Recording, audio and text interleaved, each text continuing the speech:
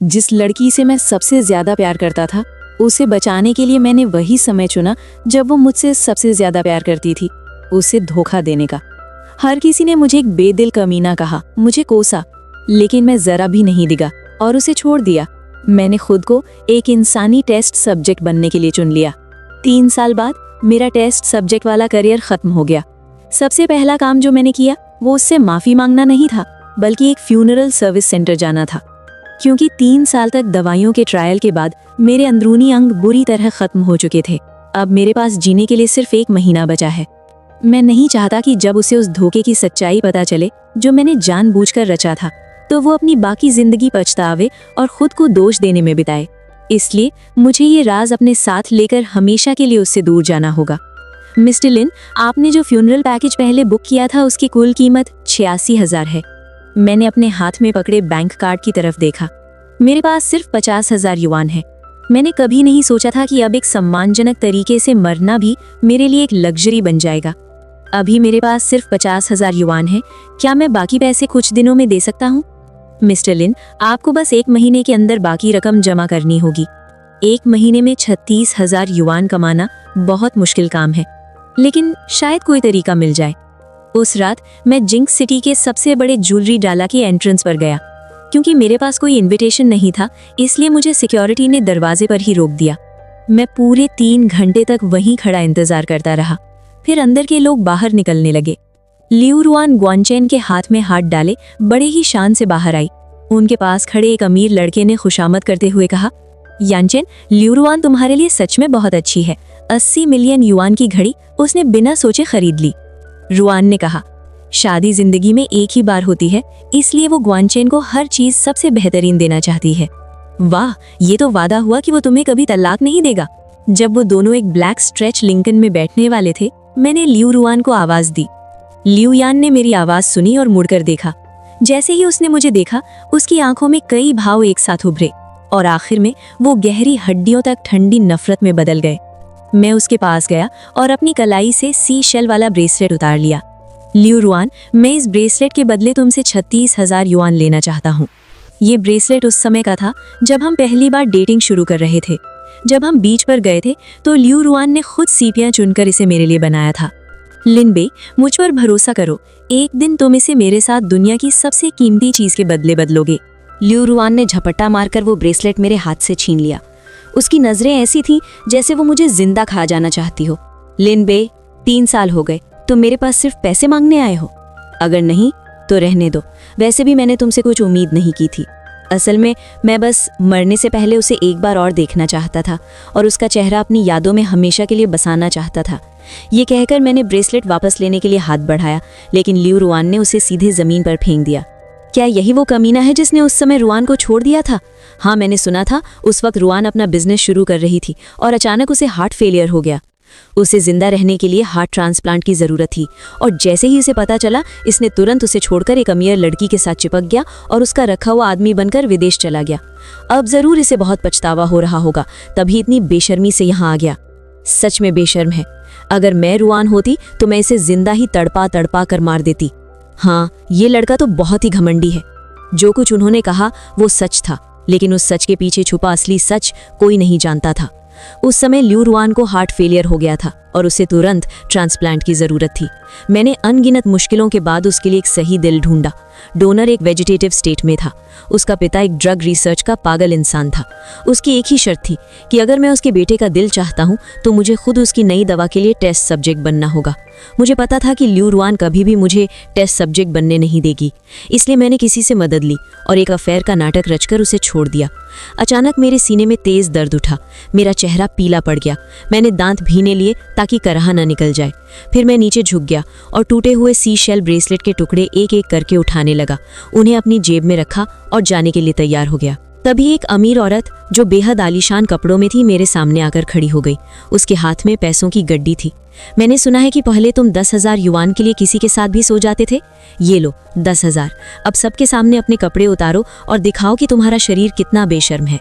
जब मैं चुप खड़ा रहा तो किसी और ने 10,000 और निकालकर मेरी तरफ फेंक दिए। अगर पैसे कम लग रहे हैं तो और 10,000 जोड़ देते हैं। अब मेरे लिए कपड़े उतारो। मेरा चेहरा जलने लगा, शर्मिंदगी मेरे अंदर उमड़ पड़ी।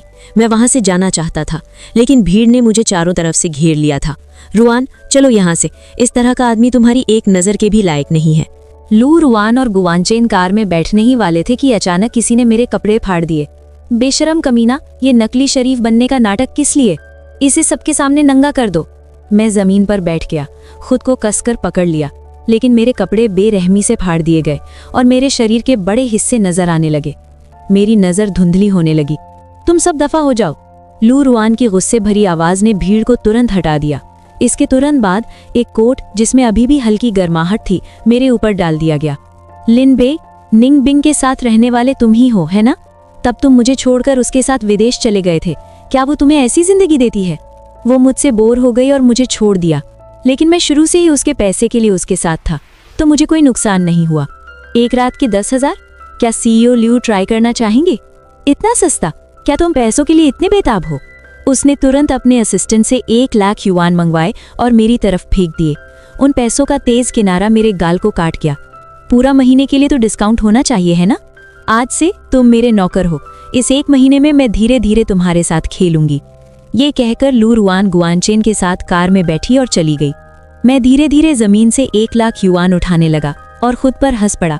मेरी किस्मत इतनी भी बुरी नहीं है। सिर्फ 1 दिन में मैंने अपनी कब्र के लिए काफी पैसे कमा लिए। उसके बाद मैं पैसे लेकर फ्यूनरल सेंटर वापस गया। पेमेंट करने के बाद मैं टैक्सी लेकर उस पते पर पहुंचा जो लू रुआन ने दिया था। जैसे ही मैं स्प्रिंग माउंटेन लेक डिस्ट्रिक्ट पहुंचा, एक बटलर ने मुझे नौकर की यूनिफॉर्म थमा दी। जल्दी बदल लो, लू रुआन ने कहा है। आज रात तुम उसके बेडरूम के बाहर पहरा दोगे। कपड़े बदलने के बाद मैं दूसरी मंजिल के बेडरूम के दरवाजे के पास गया। अभी मैं पास भी नहीं पहुंचा था कि अंदर से कराहने की आवाजें आने लगी। मेरा पूरा शरीर जड़ हो गया। वो आवाजें जैसे अदृश्य ब्लेड बनकर बार बार मेरे दिल को काट रही थी। मैं घबरा गया और भागना चाहता था, लेकिन तभी दरवाजा अचानक खुल गया। लू रुआन नाइट गाउन में थी। उसकी गर्दन पर कई संदिग्ध निशान थे। उसकी तीखी नजरें सीधे मुझ पर टिक गईं। दरवाजे के बाहर खड़े होकर दूसरों को ये सब करते सुनना कैसा लग रहा है? मुझे पता था लू रुआन ये सब मेरे उस पुराने अफेयर का बदला लेने के लिए कर रही है, लेकिन मैं अपनी कमजोरी दिखा नहीं सकता था। मिस्टर गू थोड़े जबरदस्ती वाले लग रहे थे। चूंकि आपने इतना पैसा खर्च किया है तो मैं खुद उन्हें कुछ सिखाने को तैयार हूँ। सच में बेशरम हो तुम। पैसों के लिए कुछ भी करोगे, है ना? बिल्कुल, पैसों के लिए कौन मुश्किल पैदा करेगा? तुम जैसे आदमी मुझे बेहद गंदे लगते हैं, लेकिन शायद कोई जानवर भी तुम्हें गंदा नहीं समझेगा। मैं अभी लू रुआन की बात का मतलब समझ ही नहीं पाया था कि उसने ठंडे स्वर में आदेश दिया, इसे पीछे के आंगन में ले जाओ और साइबर के साथ बंद कर दो। तुरंत 2 नौकर आए और मुझे घसीटते हुए पीछे के आंगन में ले गए। जब मैं वहां पहुंचा तो देखा कि साइबर एक खतरनाक तिब्बती मास्टिफ था। उसके बड़े बड़े दांत देखकर मेरा पूरा शरीर कांपने लगा। बचपन में अनाथालय में मुझे कुत्ते ने काट लिया था। तब से मुझे कुत्तों से गहरा डर लगता है। नहीं, मैं अंदर नहीं जाऊंगा। मुझे जाने दो, मैं हाथ जोड़ता हूँ, प्लीज मुझे जाने दो। लिन बेई, तुमने ही कहा था कि पैसे के लिए कुछ भी करोगे, अब डर क्यों रहे हो? मैं पैसों के लिए कुछ भी कर सकता हूँ, लेकिन इतनी विकृत चीज के लिए और पैसे देने होंगे। तुमने जो पैसे दिए हैं वो अभी काफी नहीं है। और 100,000 जोड़ दो, इसे अंदर बंद कर दो। नौकरों ने मुझे जबरदस्ती पिंजरे में धक्का दिया और ताला लगा दिया। जब गुआनचेन कपड़े बदल कर आया तो उसने बॉडीगार्ड्स को मुझे उठाकर ले जाते हुए देखा। वहीं लू रुआन पागलों की तरह उनके साथ भाग रही थी। उसे ये तक एहसास नहीं हुआ कि उसने गुआनचेन को धक्का देकर गिरा दिया। गुआनचेन की नजरें मुझ पर टिकी थीं। उनमें जलन और दुर्भावना साफ झलक रही थी। जब मैंने दोबारा आंखें खोली तो खुद को एक मुलायम बिस्तर पर लेटा हुआ पाया। मेरी पिंडली के घाव पर पट्टी बंधी हुई थी। गुआनचेन मेरे बिस्तर के पास खड़ा था। जैसे ही उसने देखा कि मैं जाग गया हूँ, उसने सख्त आवाज में पूछा, लिन बेई, तुम वापस क्यों आए?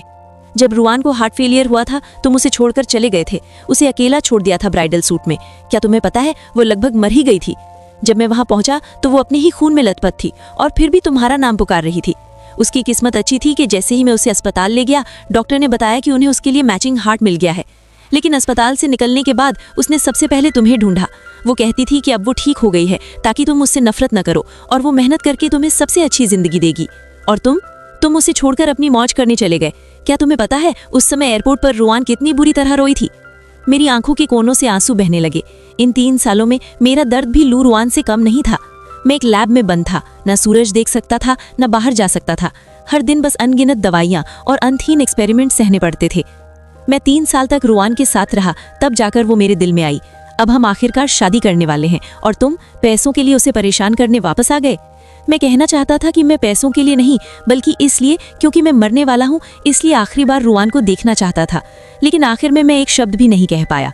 उसके खत्म करते ही उसने मुझे बिस्तर से खींचकर नीचे गिरा दिया और फिर अपना सिर खुद ही दीवार पर दे मारा। ताज़ा खून उसके माथे से बहने लगा। लू रुआन ने आवाज़ सुनी और जल्दी से कमरे में आई। उसने घबराते हुए ग्वानचैन को संभाला और पूछा, यानचैन तुम ठीक हो? रुआन, लिन बेई ने मुझे धक्का दिया। मैं वहीं स्तब्ध रह गया। मैंने कभी नहीं सोचा था कि ग्वानचैन मुझे फंसाने के लिए ऐसा तरीका अपनाएगा। जैसे ही मैं सफाई देने वाला था, लू रुआन ने मुझे लात मार दी। अगर यानचैन को कुछ हुआ तो मैं तुमसे तुम्हारी जान लेकर इसकी कीमत वसूल करूंगी। ये कहकर वो ग्वानचैन को उठाकर अस्पताल की ओर भागी। मुझे नहीं पता कितना समय बीता, तभी बटलर कुछ लोगों के साथ कमरे में घुसा। उन्होंने मुझे ऐसे पकड़कर अस्पताल ले गए जैसे मैं कोई माफ ना किए जाने वाला अपराधी हूँ। अस्पताल में ग्वानचैन के सिर पर पट्टी बंधी हुई थी। वो पीले चेहरे के साथ बिस्तर पर लेटा था। लू रुआन की आंखों में उसके लिए दर्द भरा हुआ था, लेकिन जैसे ही उसने मुझे देखा वो दर्द गहरी नफरत में बदल गया। घुटनों पर बैठो और यानचैन से माफी मांगो। मुझे जबरदस्ती घुटनों के बल झुका दिया गया। मैं हिल भी नहीं पा रहा था। इस वक्त मैंने संघर्ष करना छोड़ दिया था। मैंने बेजान आंखों से पूछा, अगर मैं माफी मांग लूं तो क्या तुम मुझे जाने दोगी? मैं सच में बहुत थक गया हूं। मेरा शरीर और मेरी आत्मा दोनों दर्द में है।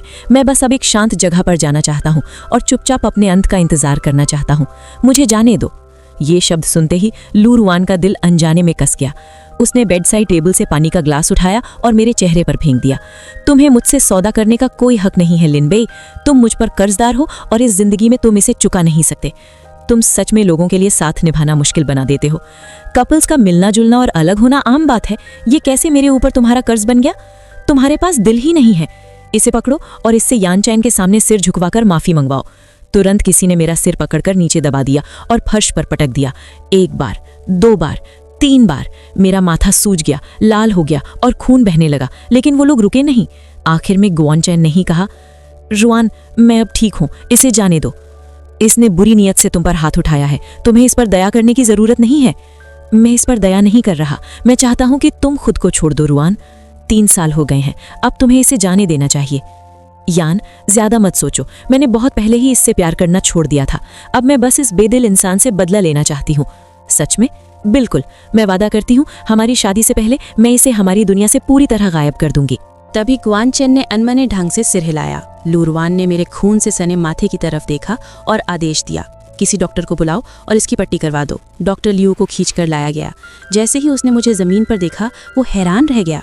मिस्टर लिन, तुम इसे जानते हो? मेरा दिल जोर से धड़कने लगा। डॉक्टर लियू वही था जो उस समय हार्ट ट्रांसप्लांट की सच्चाई जानता था। उसने उस समय मुझे समझाया भी था, शाओ वूजी एक पागल फार्मास्यूटिकल इंसान है। उसने अपने ही बेटे को वेजिटेबल बना दिया है। अगर तुम उसकी लैब में टेस्ट सब्जेक्ट बनोगे तो ये अपनी जिंदगी के साथ सौदा करने जैसा होगा। लेकिन उस समय मेरा फैसला पक्का था। चाहे मुझे अपनी जान ही क्यों ना देनी पड़े, मुझे लू रुआन को बचाना ही था। अगर लू रुआन उस समय की सच्चाई पूछ लेती तो सब कुछ छुपाना नामुमकिन हो जाता। इसलिए मैंने खुद ही पहले बोल दिया। उस समय मैं और मिस निंगबिंग बहुत ज्यादा खेल रहे थे और गलती से रात में अस्पताल पहुंच गए थे। इमरजेंसी केस डॉक्टर लियू ने ही संभाला था। लिन बेई, तुम सच में बेशर्म हो। इस पूरे कमरे को और इसमें मौजूद इस इंसान को अच्छी तरह डिसइंफेक्ट करो।